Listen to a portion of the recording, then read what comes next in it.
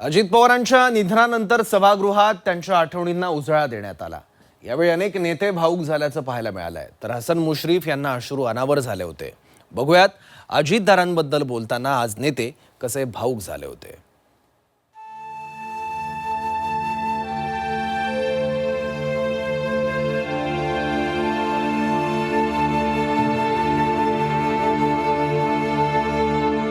अधिवेशनाच्या पहिल्याच दिवशी अजितदादांच्या आठवणीनं सभागृह भावुक झाल्याचं पाहायला मिळालं।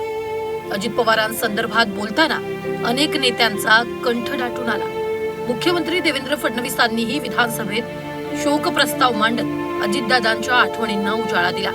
अजितदादांचं जाणं प्रचंड वेदनादायी आहे। काळ पुढे गेला तरी वेदना संपणार नसल्याचं मुख्यमंत्री फडणवीसांनी म्हटलंय।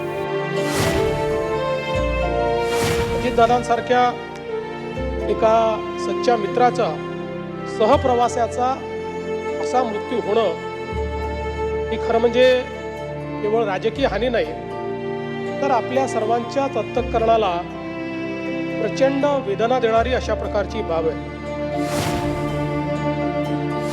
हा सगळा वक्तशीरपणा, हे सगळं घड्याळाच्या काट्याने चालणं, या सगळ्या गोष्टी जरी खऱ्या असल्या तरी पहिल्यांदाच दादांनी टायमिंग मात्र चुकवलं।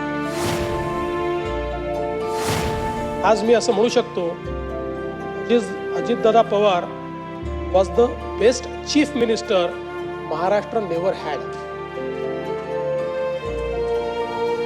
एक जो चांगला मुख्यमंत्री महाराष्ट्राला मिळू शकला असता,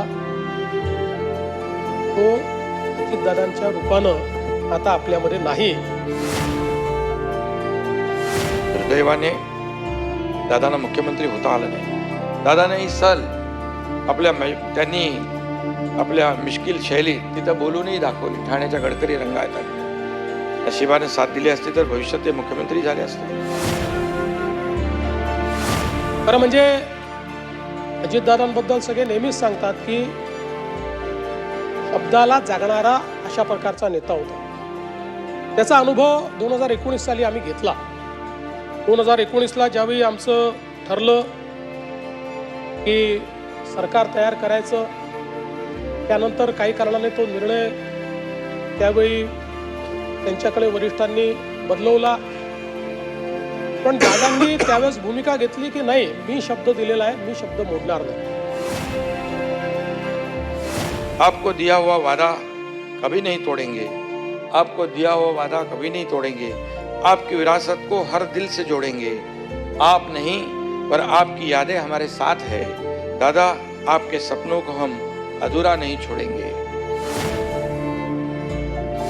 अचानकपणाने ही वेळ आपल्यावरती ओढवलेली आहे। मी अत्यंत हरवलेल्या आणि जड अंतःकरणाने अजितदादांना श्रद्धांजली हा शब्द मला वापरावा लागतोय। याचं खूप मनामध्ये दुःख आहे, कारण अशी माणसं ही पुन्हा पुन्हा होत नाहीत। असे मित्र, असे सहकारी हे पुन्हा पुन्हा मिळत नाही। 9 वेळा मंत्रिपदाची शपथ घेतली। दादा म्हणायचे की माझी शपथ झाली की साहेब तुमची शपथ होणारच।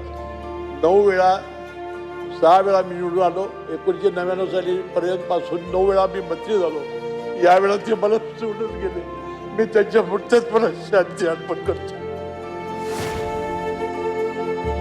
दादांना शरद पवार साहेबांच्या बद्दल प्रचंड अभिमान असायचा। मध्ये महापालिकेच्या निवडणुकीत त्यांनी भाषण करताना कोणाला म्हटले मला माहीत नाही, ते म्हटले तू असशील मोठ्या बापाचा, पण मी पण कमी नाही, मी पण मोठ्या काकांचा पुतण्या आहे, तुझ्या बापापेक्षा माझा काका लय मोठा आहे।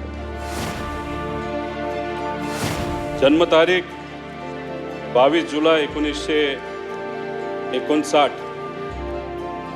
दादांची तारीख 28 जानेवारी 2026, 66 वर्षे 6 महिने आणि 6 दिवस असा हा त्यांचा आयुष्याचा प्रवास। पायाखालची जमीन सरकणे काय असते